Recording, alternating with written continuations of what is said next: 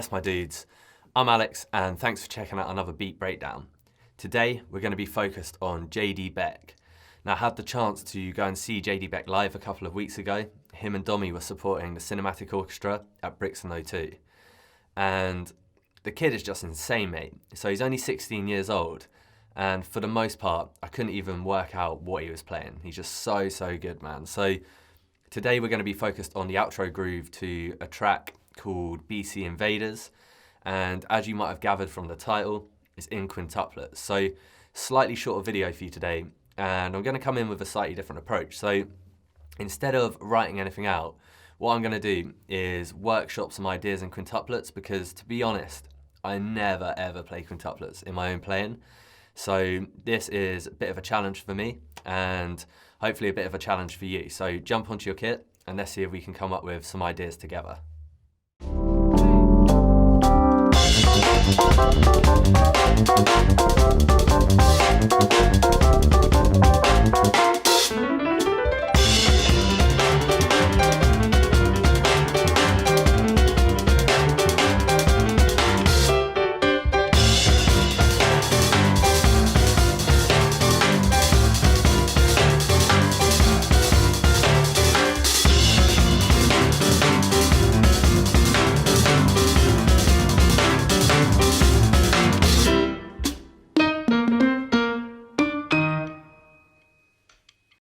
Just a mental groove, mate.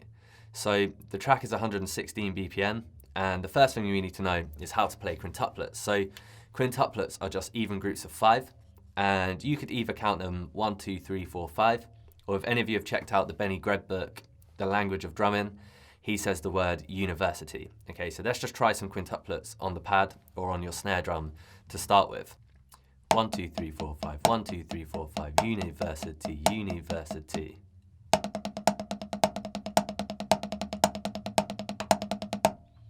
Okay, so to get things started, let's just have a go at blasting some quintuplets around the drums.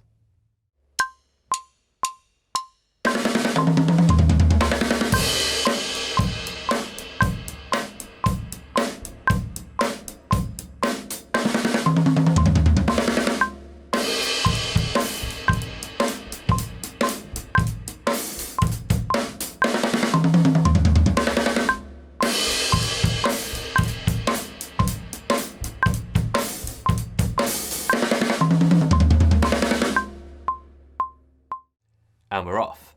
So the next thing that I tried out is to take that quintuplet single stroke roll and move my hands up to the hi-hat and start to play it as a groove.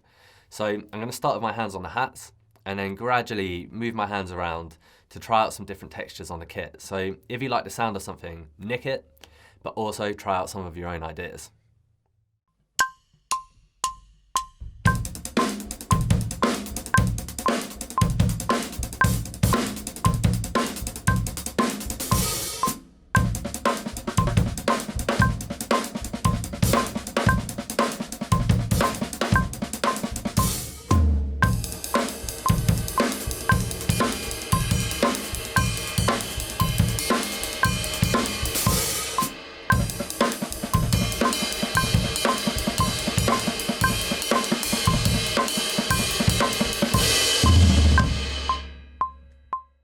Starting to get there.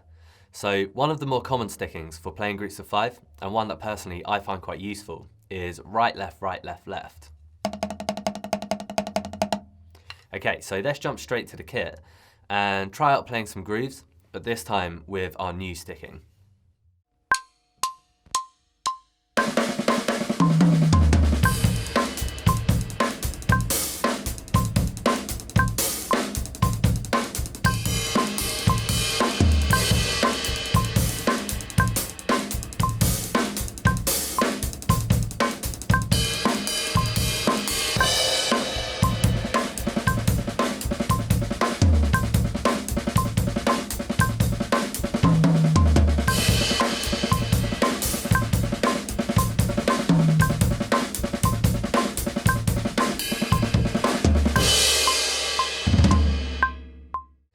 And we're sounding closer again.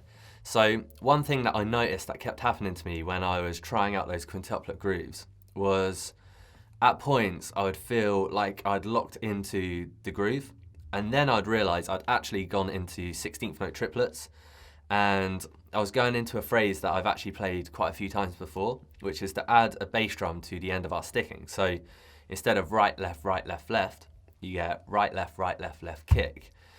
So just something to be aware of. But if you haven't played that phrase before, it's also worth having a go at on the kit, and it sounds something like this.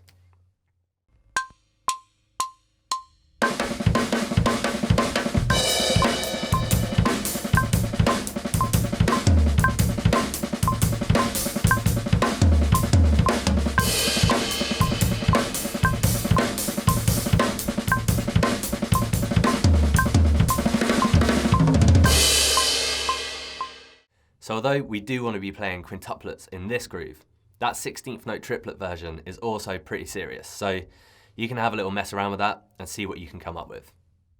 And back into our quintuplet groove. So we've almost got the sticking there with our right, left. And all we're gonna do is the first time we go into it, we're just gonna stick an extra right, left at the very beginning. This kind of displaces the whole phrase and it gives it that almost swung, almost shuffle-like feel that JD Beck and DOMi are both following.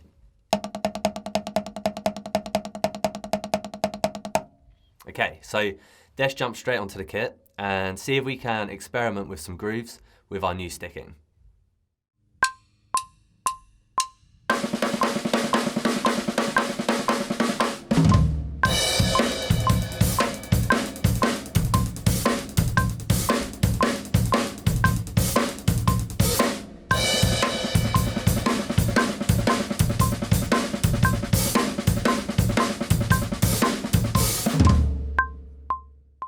Those grooves are not easy, man. So definitely some quintuplet work to be done on my part as well. But for now, let's see if we can give our groove a little bit of structure. So what we're working with is a 4-bar loop.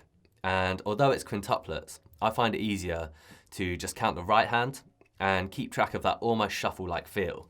So the way that I find easiest to count this is just 1, a 2, a 3, a 4, a. So what we've got is 3 bars where we just continue our groove. And in the 4th bar, we're going to stop on the of 2 and just rest until beat 1 of the next bar. So have a little listen to how that's going to sound on the practice pad. 1, a 2, a 3, a 4, a 1, a 2, a 3, a 4, a 1, a 2, a 3, a 4, a 1, a 2, a. Rest. And then you start again on beat 1. Hopefully that's all making sense. Let's give it a go on the kit. And again, we'll experiment with textures, see what we can come up with.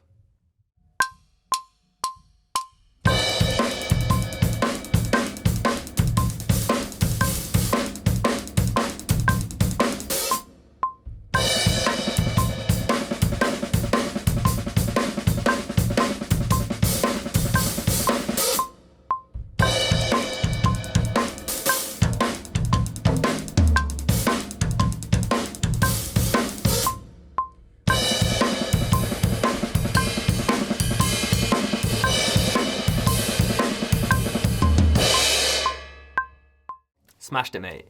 So now that you've had a chance to experiment with those kind of grooves, I'm just going to quickly play you something a little bit closer to what JD Beck actually plays in the track, just so you can hear the drums isolated. So let's check that out.